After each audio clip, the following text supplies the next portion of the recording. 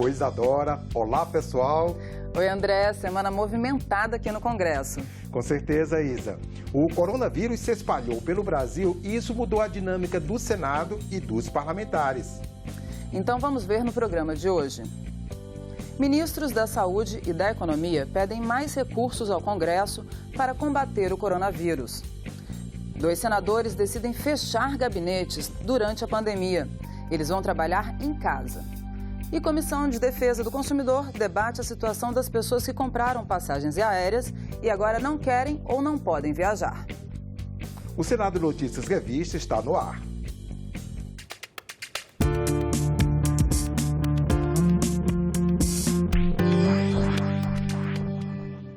Os ministros da Saúde e da Economia fizeram uma reunião de emergência com parlamentares aqui no Congresso Nacional. Eles vieram pedir mais dinheiro para combater o coronavírus e, ao mesmo tempo, união dos poderes para reduzir os efeitos dele na economia. Segundo as autoridades, são necessários pelo menos mais 5 bilhões de reais para a efetivação das medidas de prevenção e tratamento. Os presidentes do Senado e da Câmara se reuniram na noite desta quarta-feira por mais de 2 horas com o ministro da Saúde, Luiz Henrique Mandetta, e o ministro da Economia, Paulo Guedes. Também participaram da reunião lideranças partidárias e o presidente do Banco Central, Roberto Campos Neto. O ministro da Saúde disse que o coronavírus não tem alta letalidade individual, mas que pode implodir o sistema de saúde do Brasil. Ele pediu a liberação de 5 bilhões de reais para repassar a estados e municípios para que eles possam enfrentar a doença. Eu solicitei já ao relator, ele já acendeu, agora vocês precisam definir. É necessário que nós tenhamos rapidamente o recurso para descentralizar uma parte deles no per capita, para que os estados que já vêm com as suas finanças difíceis e seus municípios possam tomar as medidas necessárias para poder enfrentar. O ministro da Economia, Paulo Guedes, pediu para que outros 5 bilhões sejam reservados para usar em caso de emergência. Ele disse que se a pandemia for suave, o impacto na economia do Brasil pode ser de 0,1 a 0,5 no PIB, mas que se for extenso e as reformas não forem feitas, esse impacto pode ser de 1 ponto percentual no PIB. A solução é política nesse sentido. Os 3 poderes têm que estar organizados, cooperando, e eu tenho certeza que isso vai acontecer. Parlamentares também de oposição ouviram e sinalizaram que realmente esse é um momento de união. Este é um momento de unidade de todas as forças políticas do Congresso para enfrentar a pandemia. Há uma realidade dada. A pandemia chegou até nós. O relato que nos dá conta é que a partir de semana que vem o crescimento dela deixa de ser aritmético e passa a ser geométrico, em espiral. Isso terá um impacto fortíssimo sobre o sistema de saúde privado e o sistema de saúde público. Os recursos do Ministério da Saúde são insuficientes. Os recursos orçamentários do governo hoje, e em especial do Ministério da Saúde, são insuficientes para enfrentar a pandemia em território nacional. O presidente do Senado e do Congresso, Davi Alcolumbre, disse que o parlamento vai tratar essa situação com seriedade, sem politizar o assunto, e que os recursos devem ser liberados. Que o parlamento tem e sabe o tamanho da sua responsabilidade em relação a isso. Naturalmente, esses recursos serão autorizados, votados, se for através de uma edição de uma medida provisória. Não é brincadeira. É importante que todos nós tenhamos a consciência e o parlamento terá a consciência à altura do tamanho da sua responsabilidade.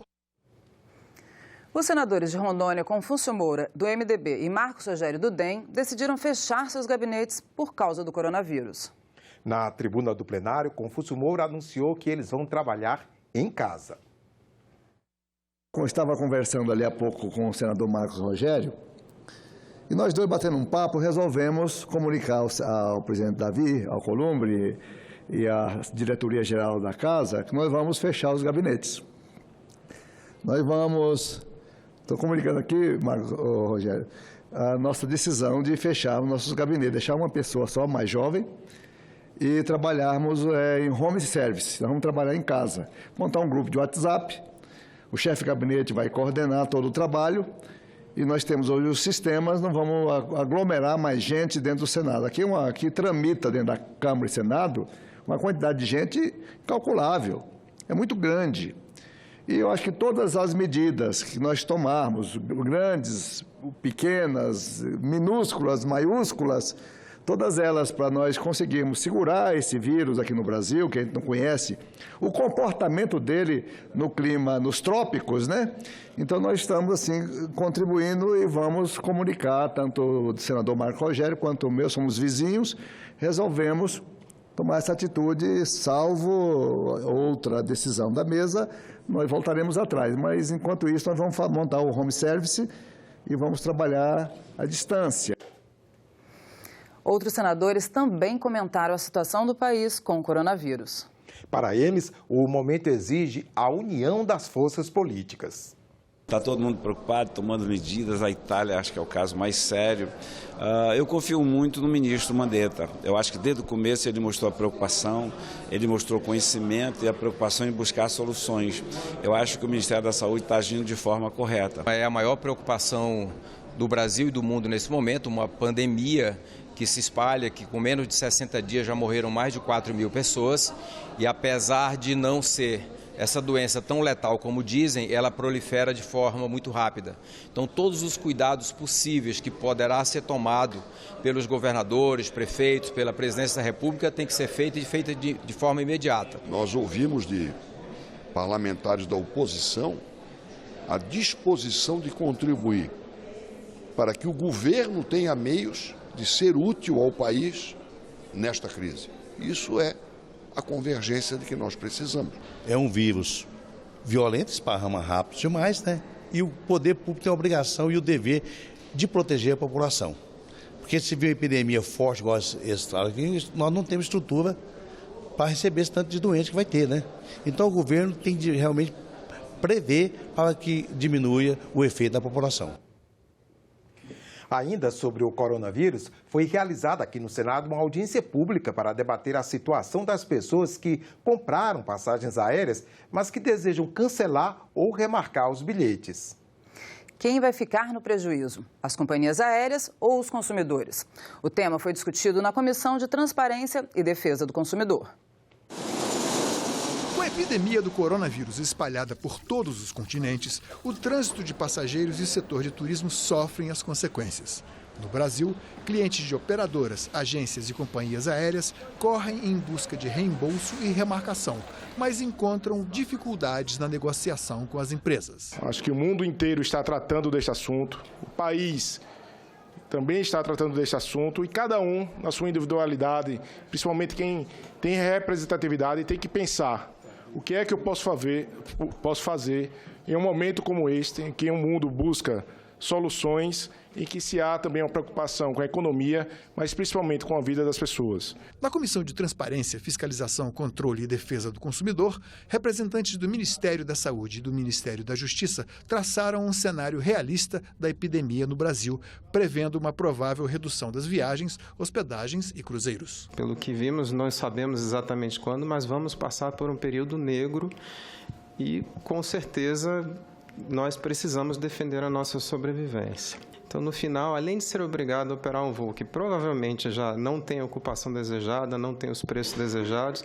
ainda nos defrontaremos com assentos cancelados de última hora, sem que se tenha nenhum desincentivo para que isso aconteça.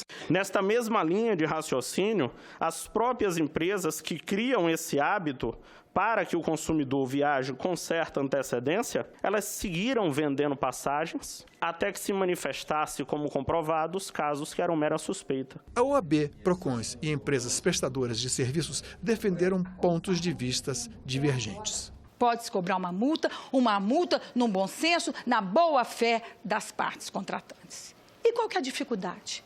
As 2 semanas em que nós, advogados, estamos deparando com isso é o quê? Dificuldade de celebrar acordo telefone. Quantos relatos que falam, meus colegas também relatando, o consumidor fica 1 hora no telefone, 2 horas no telefone, não está conseguindo celebrar este acordo. O presidente da comissão busca promover o entendimento entre as partes com o foco no equilíbrio entre os direitos dos consumidores e a sobrevivência econômica de quem investe e gera empregos no setor. Que vamos buscar, não é um culpado, vamos aqui buscar soluções para evitar problemas. Problemas que às vezes podem parecer pequenos no primeiro momento, mas que podem levar a uma judicialização que às vezes chega a ser eterna.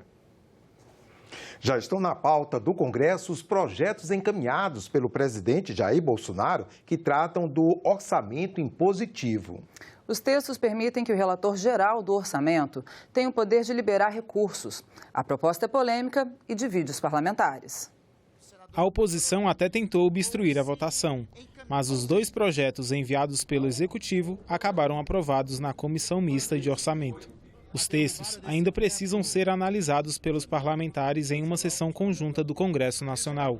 A ideia de ambos projetos é tirar do Palácio do Planalto o poder de decidir onde e como os recursos previstos na Lei de Diretrizes Orçamentárias serão gastos. Antes da aprovação, os parlamentares levaram uma carta ao presidente Jair Bolsonaro, com um pedido para que ele retirasse um dos projetos que apresentou. Até o momento da entrega, o documento havia sido assinado por cerca de 75 parlamentares. Nós entregamos a carta e a carta foi entregue ao ministro Ramos e ao presidente da República, nesse momento, pelo secretário executivo do próprio ministro. Aguardamos ansiosamente que o presidente da República agora faça o ato de retirada do PLN 4. A PEC, que pode reduzir jornada de trabalho e salários dos servidores públicos, começou a ser debatida em audiências públicas na Comissão de Constituição e Justiça. Senadores ouviram nesta semana representantes de juízes e de funcionários públicos. Eles dizem que a medida vai diminuir a qualidade dos serviços prestados. Representantes da OAB e de juízes criticaram a proposta, que prevê medidas para conter gastos em situação de emergência, como redução de jornada e de salários. A submissão dos direitos sociais ao equilíbrio fiscal é algo extremamente danoso para o país, extremamente danoso para a sociedade, para o cidadão. Nós vamos ter, em determinado momento, senador Paim, aqueles que são pobres tornar-se-ão miseráveis, e aqueles que são ricos tornar-se-ão milionários. O juiz não pode ter nenhuma outra atividade salvo uma de professor. Então, esse é um ponto que, se nós atacarmos a independência funcional, a independência a partir da redução do subsídio, nós vamos estar, na verdade, enfraquecendo a autonomia do poder do ponto de vista da independência judicial. Como reduzir jornada de trabalho de um magistrado que não tem jornada de trabalho? Nós podemos começar uma audiência às 11 da manhã e terminar às 3 horas da manhã do mesmo dia. Eu sou juíza criminal no estado do Rio de Janeiro há 22 anos e quando temos operações policiais, nós ficamos 2, 3 dias seguidos em regime de realização de atos sucessivos para que os prazos prisionais sejam obedecidos, independentemente de horário de funcionamento de expediente. Participantes da audiência pública também chamaram a atenção para os impactos da PEC nos serviços públicos. Já hoje nós temos um problema de fila. Se a gente faz uma autorização constitucional de que o servidor público vai fechar o guichê na cara do cidadão e ir embora, ele está fechando o guichê numa fila, qual o tamanho dessa fila? Essa fila vai aumentar? A gente considera isso muito importante. A gente, quando traz uma proposta de emenda à Constituição que reduz a jornada de trabalho em 25%, sem considerar o que já vem ocorrendo, como o próprio colega, o doutor Ofir, trouxe aqui, os repasses que estão sendo feitos para os municípios e estados já vêm sendo reduzidos paulatinamente nos últimos anos, a gente coloca sobre os ombros dos gestores municipais um peso enorme, porque vai ser lá na ponta, com essa redução de jornada de trabalho, que nós vamos ter os maiores problemas, a maior pressão sobre os prefeitos, sobre os secretários municipais, que não vão conseguir simplesmente acabar com a fila, fechando o guichê. O representante dos servidores do CNPq alertou que as medidas podem atingir uma área crucial nesse momento, com o coronavírus avançando no país. Imagine os senhores uma PEC como esta que está sendo proposta e que busca a redução do horário de trabalho destes pesquisadores, dos gestores que vão trabalhar com isto. Se com 8 horas de serviço a gente não está dando conta, e nós trabalhamos muito mais do que 8 horas, imagine com a redução para 6. André, vamos conferir outros destaques da semana? Vamos sim, Isa. A Agência Senado noticiou tudo o que rolou de importante por aqui. É isso aí. Vamos conferir agora no nosso Giro de Notícias. Na segunda-feira, um dos principais destaques era a audiência pública na Comissão de Direitos Humanos sobre a violência contra a mulher. Debatedores destacaram que o Brasil é o 5º país com mais feminicídios no mundo. Em 2018, foram registrados 1.206 casos no país. Para eles, fortalecer a educação é uma das principais medidas para conter o problema. Na terça-feira, uma reportagem mostrou que a CPI mista das fake news vai investigar se um computador do Senado foi usado para a propagação de notícias falsas. A relatora da CPI pediu à empresa Google que envie informações sobre o caso. Já na quarta-feira, a Agência Senado publicou reportagem sobre a aprovação do projeto que institui a Política Nacional de Informações Estatísticas relacionadas à violência contra a mulher. A matéria foi aprovada na Comissão de Constituição e Justiça e seguiu para o plenário. Já na quinta-feira, a cobertura mostrou a apresentação do relatório sobre a medida provisória da regulamentação fundiária na comissão mista, que analisa o tema. A MP pretende conceder cerca de 600 mil títulos de propriedade a pessoas que ocuparam terras da União até maio de 2014.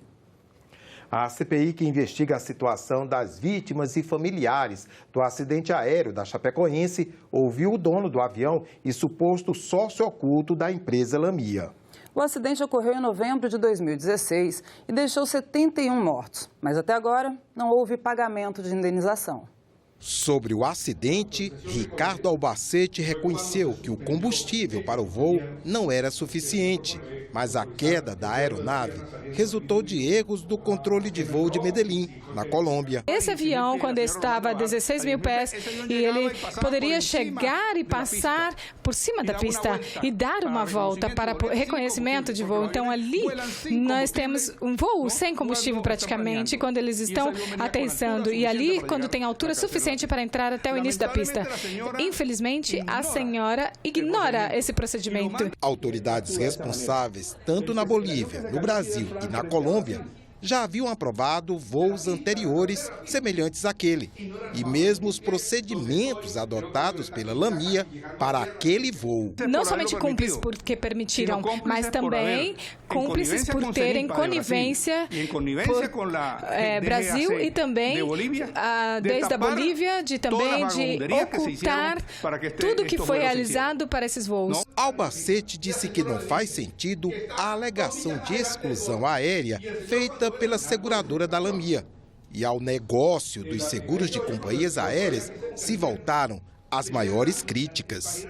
Que a culpa tem um piloto, 4 senhores da tripulação. Não, a culpa é o sistema total. E a gente tem que acordar, porque isso que acontece com seguros e as normas que estabelecem as indenizações dos inocentes é algo de canalhas, é algo indigno. Não é justo. É uma quadrilha. Os impactos socioambientais do corredor logístico da Amazônia Oriental foram debatidos na Comissão de Direitos Humanos. Representantes de povos indígenas criticaram a atuação da FUNAI e dizem que não estão sendo ouvidos. Medida provisória 910, que é grilagem de terra, ou seja, dar nossas terras para o agronegócio. A FUNAI só está existindo hoje, só está ajudando os indígenas com agronegócio. É sim. Como antropólogo, você tem que escutar e respeitar o que a gente está pedindo aqui, tá? Eu não estou vendo o trabalho da FUNAI na base fiscalização. Isso a FUNAI não está fazendo. Chega os venenos nos nossos garapé, no nosso rio. E quem toma banho? Somos nós, povos indígenas, nossa família, o nosso povo. Esse aqui é um desenvolvimento do povo Munduruku, como o governo diz, né? Imagine você beber água suja. Imagine você ser contaminado pelo mercúrio, né? Porque o mercúrio não tem cura. Você até pode tentar curar a malária, dengue, né? Mas o mercúrio não. São obras e projetos que provocam impacto na floresta e que afetam o modo de vida de povos indígenas. A Constituição e convenção firmada pelo Brasil impõem que os indígenas sejam consultados previamente. Para o representante da FUNAI, apesar das críticas ao trabalho da entidade, o futuro é promissor. Que o destino dos povos indígenas, neste novo horizonte que descortina, é promissor. Pois buscamos, através de nossas instituições, possibilitar às comunidades indígenas a sua total autonomia, dar voz a esses povos. Ele citou exemplos de empreendimentos desenvolvidos por comunidades indígenas. A criação de camarão entre os potiguaras, que hoje representa uma parcela muito ínfima do seu território tradicional ocupado e que gera comida e alimentos para aquela comunidade e não afeta absolutamente em nada nas suas tradições. Por que fala sobre alguns parentes que já têm criação de camarão, criação de... Nós ainda não estamos preparados para isso. Por quê? Para acontecer isso, tem que ser uma capacitação. Estive em Mato Grosso do Sul, senador, visitando os Guaranis Kaiowás. Os povos originários estão sendo exterminados, eles estão sendo dizimados pelo próprio poder público, não só pelos fazendeiros, mas também pelo poder público e pelas instituições legalmente constituídas. Porque a FUNAI, vocês me perdoem, mas até mesmo o cumprimento de fornecimento de cesta básica, que é por determinação judicial, nem as ordens judiciais estão sendo cumpridas. Eles cumprem um papel importante, principalmente na proteção da nossa floresta. Para lembrar a todos que na dinâmica dos povos indígenas, não é só o cacique que diz o que pensa, lá da plateia, eles se fizeram ouvir.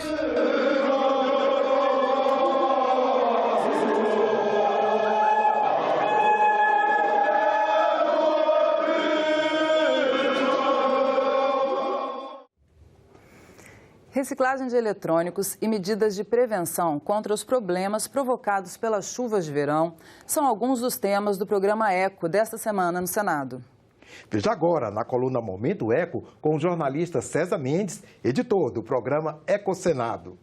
A Política Nacional de Resíduos Sólidos, em vigor desde 2010, estabelece que a logística reversa é obrigatória para produtos eletroeletrônicos. Significa dizer que produtos dessa natureza, quando descartados, devem ser recolhidos pelas próprias empresas para virarem matéria-prima de novos produtos.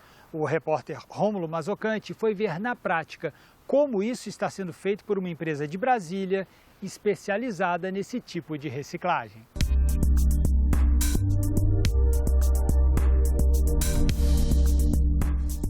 Você já teve uma televisão de tubo ou um celular como este? Esses equipamentos já foram modernos no passado, mas o desenvolvimento tecnológico os tornou obsoletos. E o que fazer com aparelhos que saem de linha ou param de funcionar? Algumas empresas se dedicam a recolher esse material e desmontá-los para reciclagem. É a chamada logística reversa.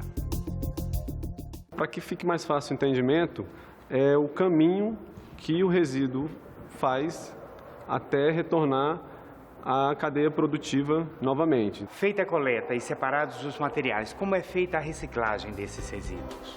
Após o desmonte dos equipamentos e a separação dos materiais, cada material é encaminhado para a empresa que se dedica à transformação daquele material.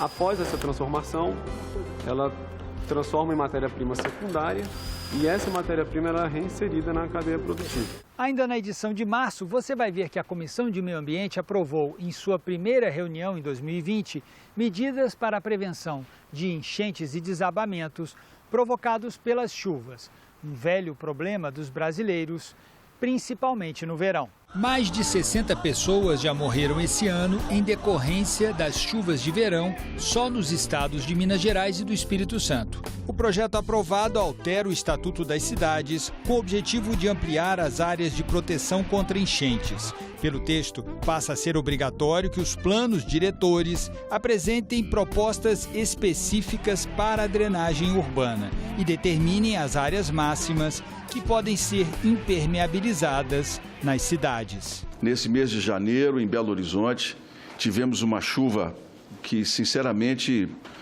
dessa intensidade nunca vi, nós nunca tivemos um registro, pelo menos recente. O programa Ecocenado vai ao ar sempre aos sábados e domingos, às 9 da manhã e às 4 da tarde. E a gente termina aqui mais uma coluna Momento Eco. A gente volta na semana que vem. Tchau! Este foi o Senado Notícias Revista. Você pode rever as reportagens desta edição na nossa página na internet, senado.leg.br/tv. A gente encerra o programa com imagens dos índios cantando aqui no Congresso Nacional. Obrigada pela companhia e continue sintonizado aqui na TV Senado. Tchau!